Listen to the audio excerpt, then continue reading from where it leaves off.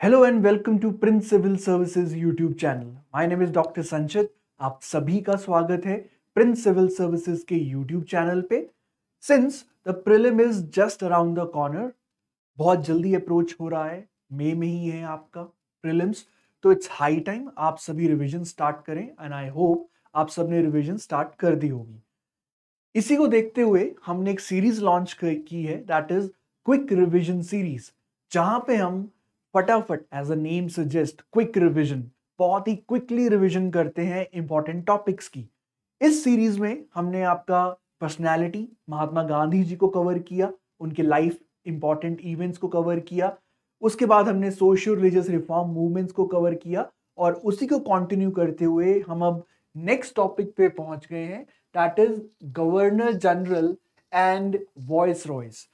बहुत ही probable question बनता है यहाँ से, because there is a long list of governor generals and viceroys, तो वहां से क्वेश्चन प्रोबेबल है, इसलिए आपको I will suggest that you should revise this topic. So this is the part 1। सो यहाँ पे अलग अलग टाइटल्स थे आपके टॉप मोस्ट ऑफिसर्स या ऑफिशियल्स के ब्रिटिश गवर्नमेंट के। कभी वो गवर्नर कहलाते थे, कभी गवर्नर जनरल ऑफ बंगाल, फिर बाद में उसको चेंज कर दिया गया गवर्नर जनरल ऑफ इंडिया, और फिर बाद में आपका वाइसरॉय बनता है। तो इस वीडियो में हम कवर करेंगे गवर्नर जनरल ऑफ बंगाल, और ये पार्ट 1 है and this will be followed by part 2। तो आइए स्टार्ट करते हैं। बट बिफोर आई स्टार्ट और डेल्व इनटू द टॉपिक, एक बहुत ही इंपॉर्टेंट इंफॉर्मेशन आपको प्रोवाइड कर रहा हूं। प्रिंस एडवर्ब सीकर, प्रिंस सिविल सर्विसेज सीकर और प्रिंस कॉलेज आपके लिए गोल्डन अपॉर्चुनिटी लाए हैं, scholarship cum admission test PSAT. So जिन्होंने आपका ये पहले अटेम्प्ट नहीं किया, उनको एक सेकंड चांस दिया जा रहा है to get scholarship and admission. अब ये कब होगा? So the date please note कर लीजिए, 7 मई 2023 संडे है। घर से बैठ के आप आराम से टेस्ट को आप कर सकते हैं। और यहां पे इसके लिए आपको क्या करना है, सिंपली बहुत ही सिंपल प्रोसेस है रजिस्ट्रेशन का। आपको ऑनलाइन रजिस्टर करना है और ऑनलाइन मोड में ही एग्जाम है। तो आप क्या करें, princcollegeseeker.com पे जाएं, वहां पे आपको लिंक मिल जाएगा स्कॉलरशिप टेस्ट का। तो सिंपली आप वहां पे रजिस्टर करें, वेरी सिंपल प्रोसेस, और आप 7 मई को 11 बजे से, सुबह 11 बजे से 12:30 बजे तक आप टेस्ट दे सकते हैं। So please remember, note down the date, don't forget to register, so that आप अगर सिविल सर्विसेज में अपना करियर बनाना चाहते हैं, आईएएस आरएएस बनना चाहते हैं, सो this is the golden opportunity, this is the best shot you can have. यहां पे आप क्या कर सकते हैं, जो 12th क्लास में जिनके पास आर्ट्स एंड 12th क्लास में जिनके पास साइंस था, तो वो अब आगे जब बैचलर्स के लिए जाएंगे, बीए के लिए जाएंगे, बीएससी के लिए जाएंगे, तो वो साथ साथ आईएएस और आरएएस की तैयारी भी कर सकते हैं। सो that is why I am again saying it, it is an golden opportunity. तो प्लीज टेस्ट में रजिस्टर करें और 7 मई 2022 संडे सुबह 11 बजे से 12:30 बजे तक आप टेस्ट को ऑनलाइन मोड में अप्लाई कर सकते हैं। So that's the most important information. So आइए अब हम टॉपिक पे आते हैं, दैट इज क्विक रिवीजन। अब यहां पे क्विक रिवीजन में हमने टॉपिक चूज किया है governor generals and viceroys. तो मैं आपको बता दूं that British government better administration के लिए आपका एक टॉप मोस्ट ऑफिशियल अपॉइंट करती थी, उसको आपका अलग अलग टाइटल से भी आपका बोला जाता था। सो कभी उसको गवर्नर ऑफ कोलकाता, फिर आपका गवर्नर जनरल ऑफ बंगाल। सो जितने भी आपके पर्सन्स अपॉइंट हुए 1774 से 1828 के बीच में, टोटल 8 इंडिविजुअल्स को अपॉइंट किया गया था गवर्नर जनरल ऑफ बंगाल की पोस्ट पे।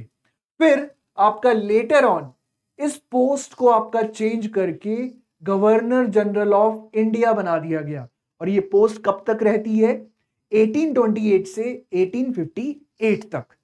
फिर आपका 1857 में सबको पता है there was a revolt of 1857। तो बहुत बड़े चेंजेस लाए जाते हैं आपके एडमिनिस्ट्रेटिव सिस्टम में और आपका गवर्नर जनरल ऑफ इंडिया अब बन जाता है वॉइसरॉय। सो ये हमारे टॉपिक रहेंगे और सबसे पहले आज जो ये प्रेजेंट वीडियो है दैट विल बी पार्ट 1। मैंने जैसे आपको बताया देयर आर टोटल 8 इंडिविजुअल्स, तो हम पार्ट बाय पार्ट करने की कोशिश करेंगे। बहुत इंपॉर्टेंट टॉपिक है, आपको इसको ध्यान से कवर करना है। There will be a probable question, चाहे वो यूपीएससी की बात करूं, चाहे वो आरएएस या पीसीएस किसी और स्टेट की बात करूं।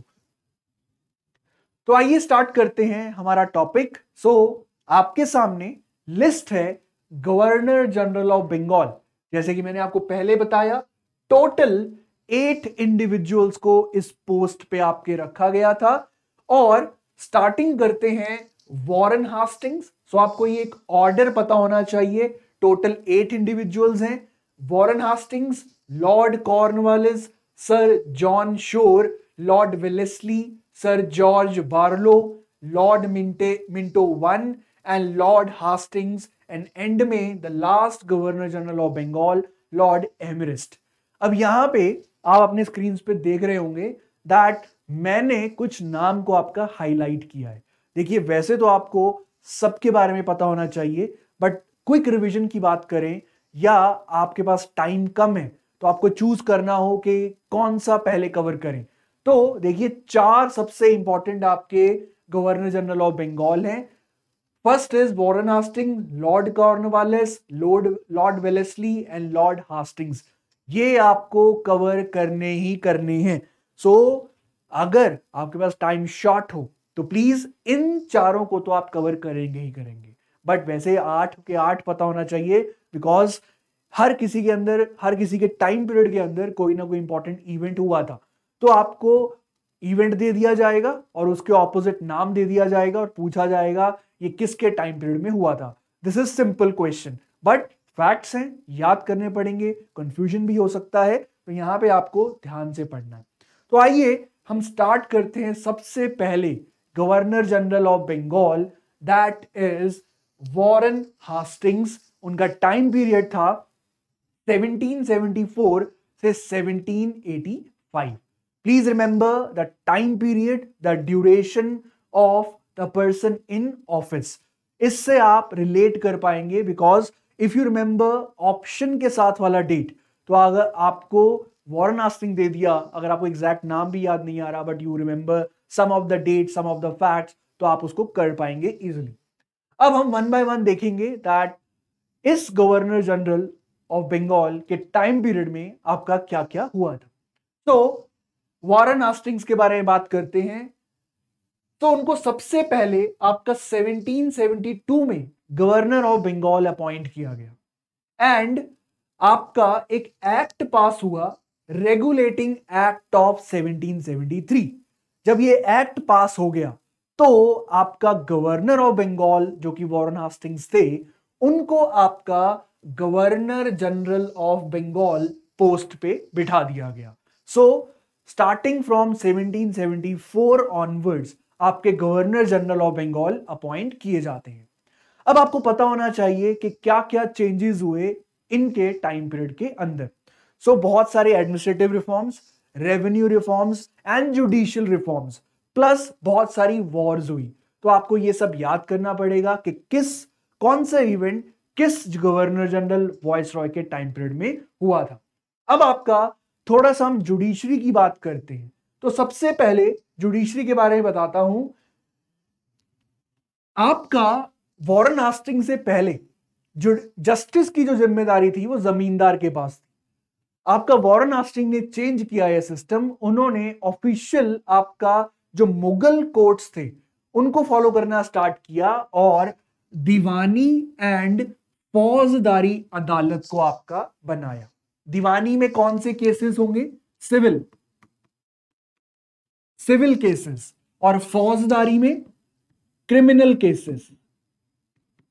तो यहां पे अलग अलग किया गया। सिविल केसेस दीवानी कोर्ट में जाएंगे, दीवानी अदालत में जाएंगे, और क्रिमिनल केसेस आपके फौजदारी अदालत में जाएंगे।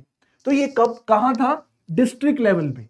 But if someone is not happy, कोई इससे खुश नहीं है इसके डिसीजन से, तो अपील कर सकता है। अपील कहां करेगा? तो वो कैलकाटा में आपका एस्टैब्लिश किया गया अपर कोर्ट, दीवानी केसेस आपके सदर दीवानी में डील किए जाएंगे, और जो फौजदारी अदालत है, क्रिमिनल केसेस है, उनके डिसीजंस आपके निजामत अदालत जो कि कैलकाटा में एस्टैब्लिश किया गया, वहां पे आपका उसको डील किया जाएगा। So this is the change brought by Warren Hastings. फिर इसके साथ साथ और जुडिशियल चेंज क्या लेके आए वो, दिस वन। सो पहले आपके जो कोड्स लिखे गए, कोडी लॉज लिखे गए, उनको कोडिफाई किया गया। जो आपका जो संस्कृत में लॉ था उसको ट्रांसलेट किया गया इंग्लिश में, और क्या टाइटल दिया गया? Code of Gentoo laws. ये भी आपको याद करना है। फिर इसके बाद और जुडिशियल चेंज में आप क्या पढ़ेंगे? अब रेगुलेटिंग एक्ट पास हो चुकी है 1773 की। अब उसके अंदर ये लिखा गया था कि जितने भी ब्रिटिश सब्जेक्ट्स हैं उनके ऊपर भी कोई ना कोई लॉ लगना चाहिए, यूनिफॉर्म लॉ लगना चाहिए। तो उसके लिए आपका supreme court at Fort William को एस्टैब्लिश किया जाता है 1774 में। क्वेश्चन पूछा जाएगा supreme court of Fort William at Fort William या कैलकाटा किसके टाइम पीरियड में आपका एस्टैब्लिश किया गया? तो द सिंपल आंसर क्या है इसका? Warren Hastings. आगे बढ़ते हैं। एक्ट ऑफ 1781 पास होता है। अब उसमें क्या बोला गया? गवर्नर जनरल इन काउंसिल और सुप्रीम कोर्ट जो कि अगर फोर्ट विलियम कैलकाटा में एस्टैब्लिश किया गया है, उनकी पावर्स, उनकी जुरिस्डिक्शन को आपका एग्जैक्टली डिवाइड कर दिया गया। फिर next important act, Pitt's India act 1784 में पास की जाती है। मैं इसकी डिटेल में नहीं जाऊंगा, बट आपको पता होना चाहिए 1784 कौन थे governor general of Bengal? Warren Hastings. Next, एक एसोसिएशन फॉर्म की जाती है, सोसाइटी बनाई जाती है, एशियाटिक सोसाइटी ऑफ बंगाल 1784 में with the help of William Jones. ये आप सबको पता होना चाहिए। अब इसके बाद और क्या हुआ? अब यहां पे सबसे इंपॉर्टेंट बात, abolished the dual government established by Robert Clive. Warren Hastings से पहले आपका रॉबर्ट क्लाइव ने एस्टैब्लिश करने की कोशिश करी एडमिनिस्ट्रेशन को। कहां? कैलकाटा के अंदर, बंगाल के अंदर। और उन्होंने लॉन्च किया आपका डुअल गवर्नमेंट सिस्टम। अब ये क्या है? तो यहां पे डुअल गवर्नमेंट, यहां नाम से ही पता चल रहा है, दो। तो यहां पे एक तरफ मैं लिख रहा हूं दीवानी और दूसरी तरफ निजामत। दीवानी एंड निजामत। दीवानी सिंपली क्या है? रेवेन्यू कलेक्ट करने की ड्यूटी और आपकी पावर। दूसरी तरफ निजामत, law and order, justice, defence and so on. ये आता है निजामत के अंदर।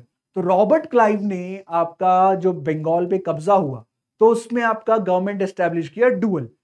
दीवानी की पावर अपने पास रखी, रेवेन्यू हम कलेक्ट करेंगे, और निजाम को या नवाब को बोल दिया कि आप डिफेंस देखिए, लॉ एंड ऑर्डर संभालिए और जस्टिस को डील कीजिए। तो this is the dual government.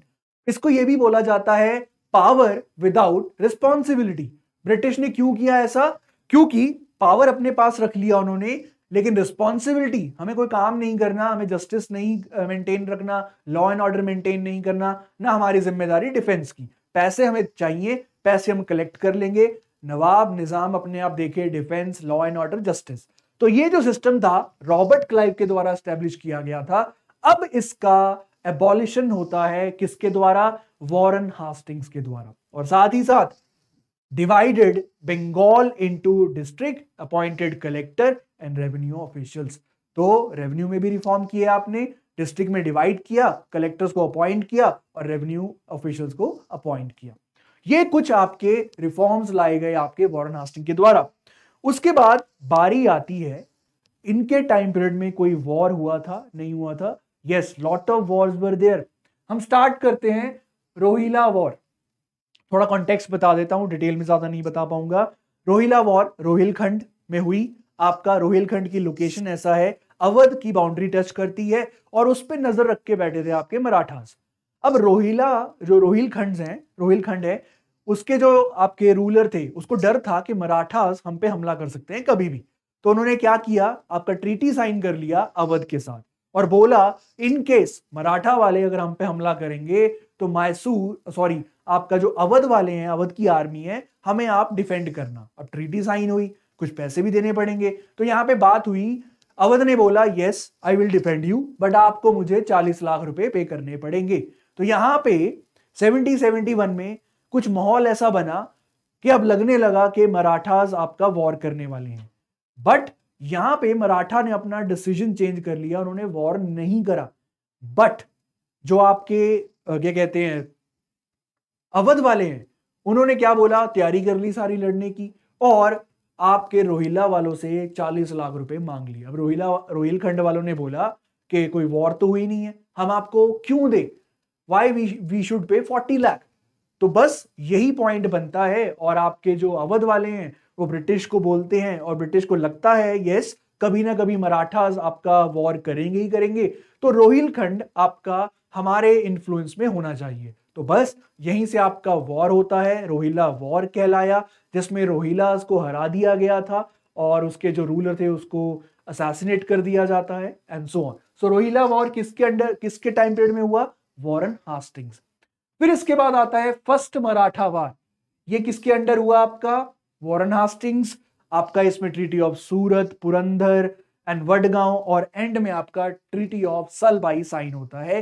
फिर उसके बाद बारी आती है सेकंड मैसूर वॉर इन 1780-84। इसका कॉन्टेक्स्ट बनता है ब्रिटिश आपके माहे पे अटैक कर देते हैं, और आपका ये इसका कोई रिजल्ट नहीं निकलता, ये ड्रॉन रहती है, और ट्रीटी ऑफ मैंगलोर साइन की जाती है।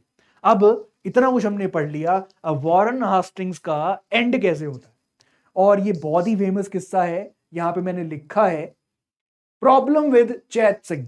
चैत सिंह आपके बनारस अवध के राजा। तो यहां पे 1775 में अवध के साथ ट्रीटी साइन हो जाती है, और बनारस आपका ब्रिटिश को दे दिया जाता है, और 22 लाख देने की बात की जाती है आपके महाराजा के द्वारा, किसको, ब्रिटिश को। बट यहां पे वॉरेन हास्टिंग्स, हमने देखा मराठा वॉर हो रही है, मैसूर वॉर हो रही है, तो आपका पैसा चाहिए किसको, वॉरेन हास्टिंग्स को, मैक्सिमम पैसा चाहिए। तो ये जो डिमांड थी 20-22 लाख रुपए की, ये इसको कम पड़ती है, ये फिर से 5 लाख मांगता है। चैत सिंह, महाराजा चैत सिंह आपके 5 लाख दे देते हैं हेजिटेंटली, फिर दोबारा से 5 लाख मांगे जाते हैं, तब भी दे दिए। तो इस तरह से it was all immoral, it was all illegal, it was all greed of Warren Hastings. अब एंड में क्या हुआ, अब यहां पे वॉरेन हास्टिंग्स डिमांड करता है 2000 कैवलरी घुड़सवार की फ्रॉम महाराजा ऑफ चैत सिंह, महाराजा चैत सिंह। 1775 की जो ट्रीटी हुई उसमें कहीं भी ऐसा नहीं लिखा गया था कि महाराजा चैत सिंह आपका ब्रिटिशर्स को 2000 कैवलरी देंगे। चलो कोई बात नहीं, फिर इस डिमांड को प्रेशर में आके कम किया गया, 1000 घुड़सवार दे देंगे। तो लेकिन यहां पे चैत सिंह ने बोला कि मैं आपको 500 घुड़सवार दे सकता हूं। ये बात आपके वॉरेन हास्टिंग्स को पसंद नहीं आती, और वो वहां पे वॉर कर देता है, और बचते बचाते ये केस चलता है, और यही केस बहुत ही इनफेमस केस बनता है, और ये कारण बनता है आपके वॉरेन हास्टिंग की इंपीचमेंट का। इलीगैलिटी, इमोरैलिटी एंड ग्रीड, और कुछ नहीं था, that was the case with Warren Hastings in this case. तो ये कारण बनता है आपके वॉरेन हास्टिंग की इंपीचमेंट का, जब वो इंग्लैंड वापस जाते हैं। सो ये था हमारा first governor general of Bengal, Warren Hastings. So that is how you need to cover things. अब हम आते हैं हमारे second governor general of Bengal, that is Lord Cornwallis. Very important. अब यहां पे he is known as the father of civil services in India, क्योंकि आपको यहां पे बात बता दूं, he believed in racial discrimination. उनको लगता ही नहीं था कि इंडियंस आपके रूल कर सकते हैं या किसी अच्छी पोस्ट पे आपका काम कर सकते हैं। और तो और जब ये आए तो आर्मी में एक इंडियन आपका सिर्फ और सिर्फ जमादार और सूबेदार की पोस्ट तक राइज कर सकता था।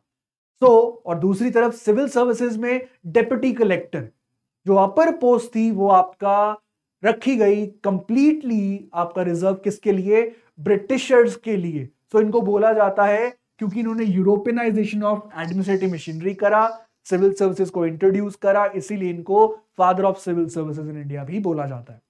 दूसरा, इनके टाइम पीरियड में थर्ड मैसूर वॉर भी होती है।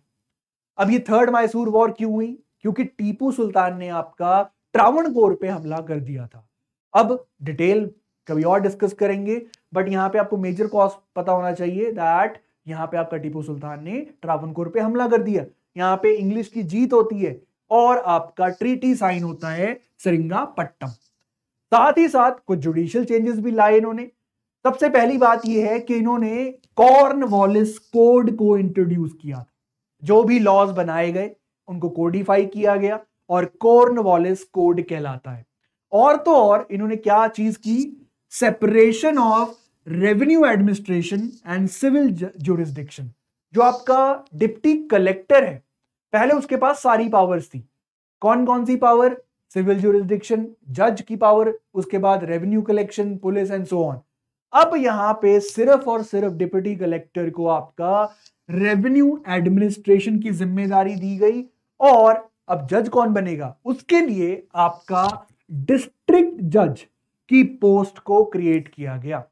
तो that is the judicial reforms. और सबसे इंपॉर्टेंट आता है, देखिए बेसिकली लॉर्ड कॉर्नवालिस को भेजा ही एक काम के लिए गया था, that was land revenue reforms. Land revenue reform के लिए लॉर्ड कॉर्नवालिस को आपका मेनली भेजा गया था। और उन्होंने क्या काम किया? उन्होंने इंट्रोड्यूस किया परमानेंट सेटलमेंट ऑफ बंगाल इन 1793। तो क्या था इस परमानेंट सेटलमेंट? जमींदार को ओनर बना दिया और यहां पे बोला गया आप कलेक्ट करें रेवेन्यू और उसका 89% हमें ब्रिटिशर्स को दीजिए और जो बच गया 11% है वो जमींदार अपने पास रखे।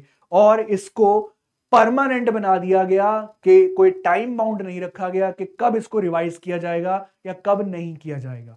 सो ये है आपके Lord Cornwallis. So the second governor general of Bengal. अब हम आते हैं third governor general of Bengal, sir John Shore, 1793 से 1798 तक। अब इन्होंने सबसे पहले क्या किया?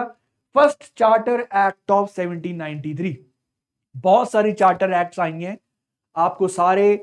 हमारा जो कॉन्स्टिट्यूशन है या ब्रिटिश के टाइम में कॉन्स्टिट्यूशनल डेवलपमेंट्स क्या हो रही थी, starting from 1773 regulating act, Pitt's act, council act, then you have charter acts and so on, वो सब आपको पता होना चाहिए।